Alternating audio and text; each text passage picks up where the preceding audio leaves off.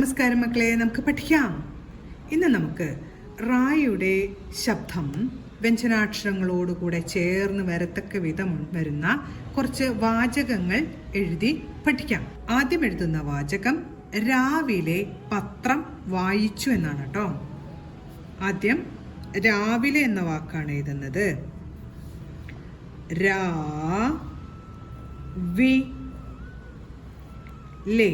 രാവിലെ രാവിലെ പത്രം എന്ന് എഴുതാം. പത്രം പത്രം പത്രം വായിച്ചു.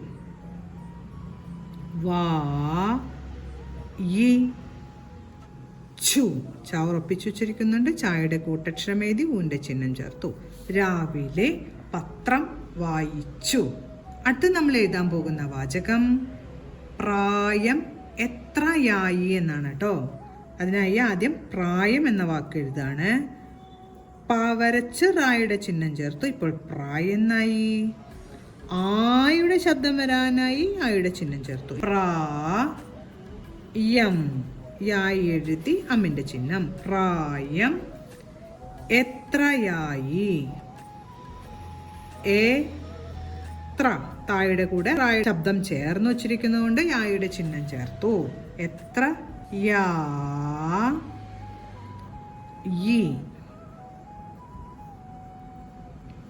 പ്രായം എത്രയായി. അടുത്ത് നമുക്ക് ഏത് മാസമാണ് ക്രിസ്തുമസ് എന്ന് എഴുതാം.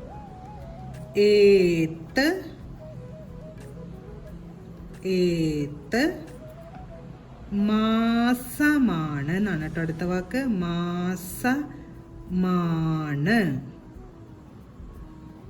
മാസമാണ്. ഏത് മാസമാണ് ക്രിസ്തുമസ്.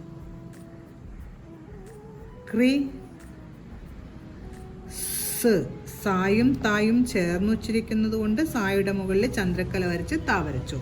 ക്രിസ്തുമസ്.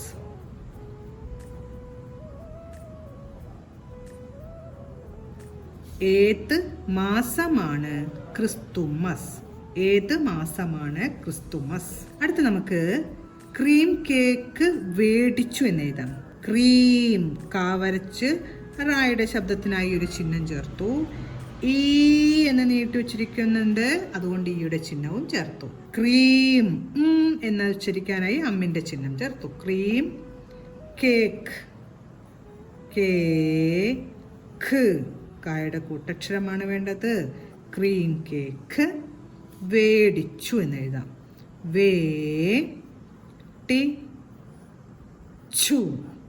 ഉറപ്പിച്ചു ഉച്ചരിക്കുന്നുണ്ട്. ചായയുടെ കൂട്ടക്ഷരം എഴുതി ഊന്റെ ചിഹ്നം. ക്രീം കേക്ക് വേടിച്ചു. അടുത്ത് നമുക്ക് ശ്രുതിയോടെ പാടണം എന്ന് എഴുതാം. ശ്രുതിയോടെ പാടണം. വരച്ച് റായുടെ ശബ്ദം ചേർന്ന് വരാനായി ഒരു ചിഹ്നം ചേർത്തു.